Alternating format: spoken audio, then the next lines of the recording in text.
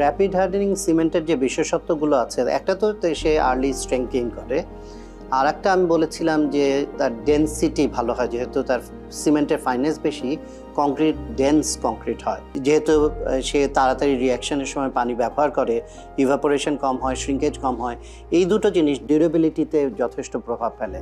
অর্থাৎ এটা dense concrete হওয়াতে পোরোসিটি কম হয়, পোরোসিটি কম হলে তার ভিতরে ক্ষতিকারক যে জিনিসগুলো, যেমন কার্বন ডাইঅক্সাইড বা বাতাসে যদি ক্লোরিন থাকে মেরিন এনভায়রনমেন্টে, সেই ক্লোরিনের ইন্ট্রুশন বা জলীয় বাষ্প কম ঢুকতে পারে, যার ফলে ভিতরের যে স্টিল থাকে সেটার মধ্যে করোশন অর্থাৎ মরিচা কম পড়বে। র্যাপিড হার্ডেনিং সিমেন্টটা সেম টু টাইপের, এর সাপ্লিমেন্টারি সিমেন্টিশিয়াস ম্যাটেরিয়ালস আছে, এবং র্যাপিড হার্ডেনিং হওয়াতে তার ডেন্সিটি বেশি এবং শ্রিঙ্কেজ কম হয়। সবগুলো মিলে কংক্রিটের স্থায়িত্ব বেশি হয়।